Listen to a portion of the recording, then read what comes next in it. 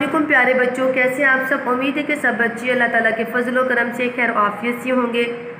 बच्चों, हम नज़म छोटी सी जन्नत को पढ़ रहे हैं। कल हमने इस नज़म की रीडिंग को पढ़ा था। आज हम पेज नंबर 45 को पढ़ते हैं।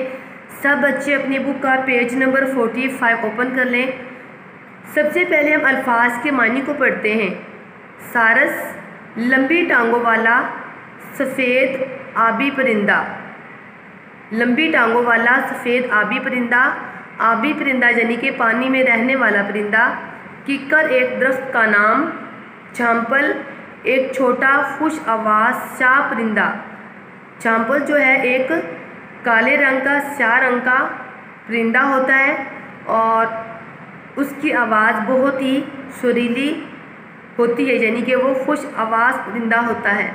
चरिंदे, घास चरने वाले जानवर या चौपाए। घास चरने वाले जानवर या चौपाए। उल्फत, मोहब्बत, रिआया, अवाम।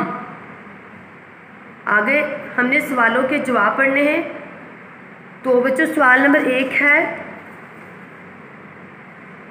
1 है नज़म छोटी सी जन्नत के शायर का नाम क्या है। यानी कि जो हमने नज़म पढ़ी है, नज़म छोटी सी जन्नत, इसके शायर का नाम क्या है, ये कौन से शायर ने लिखी है। इस नज़म के शायर का नाम राजा मेहदी अली ख़ान है। ठीक है, इस नज़म के शायर का नाम राजा मेहदी अली ख़ान है। सवाल नंबर 2 है नज़म छोटी सी जन्नत में कौन से फूल और कौन से बूढ़े दरख्त का जिक्र है। यानी कि कौन सा ऐसा फूल है और कौन सा बूढ़ा दरख्त है जिसका जिक्र जो है इस नज़म में किया गया है। इस नज़म में सूरजमुखी के फूल और किक्कर के बूढ़े दरख्त का जिक्र है। इस नज़म में सूरजमुखी के फूल और किक्कर के बूढ़े दरख्त का जिक्र है, यानी कि किक्कर का दरख्त जो है वो बूढ़ा है, बहुत ही पुराना है। सवाल नंबर 3 है इस नज़म में जिक्र किए जाने वाले कीड़ों और परिंदों के नाम लिखिए। यानी कि इस नज़म में जिन कीड़ों और परिंदों का जिक्र किया गया है उनके नाम हमने लिखने हैं। यहाँ पे भोनरों, तितलियों, हुदहुदों, मोर, कोयलों और बुलबुलों का जिक्र है। ठीक है, भोनरों, तितलियों, हुदहुदों, मोर, कोयलों और बुलबुलों का जिक्र है। सवाल नंबर 4 है ऐसी मखलूक के नाम लिखें जो हकीकत में ना हो।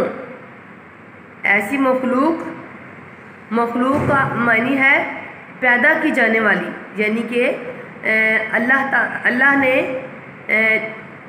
जिस मखलूक को पैदा किया है जो हकीकत में नहीं है, हमें नज़र नहीं आती, तो उनके हमने नाम लिखने हैं। देव, चुड़ैल, सुपरमैन, स्पाइडरमैन। सवाल नंबर 5 है आपके ख्याल में शायर नदी के किनारे जाकर किताबें पढ़ने का इरादा क्यों जाहिर कर रहे हैं। आपके ख्याल में शायर नदी के किनारे जाकर किताबें पढ़ने का इरादा क्यों जाहिर कर रहे हैं। इसका जवाब हम लिखेंगे क्योंकि नदी के किनारे पुरसुकून माहौल है, ताकि शायर पूरी तवज्जो से किताबों का मुताला करे यानी कि किताबों को पढ़ सके और बड़ा आदमी बन जाए। क्योंकि नदी के किनारे पुरसुकून माहौल है ताकि शायर पूरी तवज्जो से किताबों का मुताला करें और बड़ा आदमी बन जाए। तो बच्चों, ये हमारे सवालात के जवाबात थे। सवाल नंबर 5 का जवाब आप ख़ुद भी राइट कर सकते हैं। ठीक है, आप गौर करें और जो है सोचें कि शायर जो है वो नदी के किनारे जाकर जो है किताबें क्यों पढ़ना चाहता था। तो इसका जवाब अपने अल्फाज में भी आप लिख सकते हैं। उसके बाद बच्चों पेज नंबर 45 पे हम दोबारा से वापस आते हैं। तो ये देखें बच्चों, मिलते जुलते अल्फाज लिखिए। मिलते जुलते अल्फाज जो होते हैं जिनकी आवाज़ें एक जैसी हों वो हम आवाज़ अल्फाज कहलाते हैं। मतलब कि यहाँ पे हमने हम आवाज़ अल्फाज लिखने हैं, जैसे कि कितारें बहारें, आकर जाकर, परिंदे चरिंदे, हुकूमत उल्फत, पढ़ूँगा बनूँगा। तो बच्चों, आज का आपका ये लेसन है। अल्लाह ताला आपको हमेशा खुश रखे। उम्मीद है कि आज की लेसन की समझ आ गई होगी। ओके, अल्लाह हाफिज़।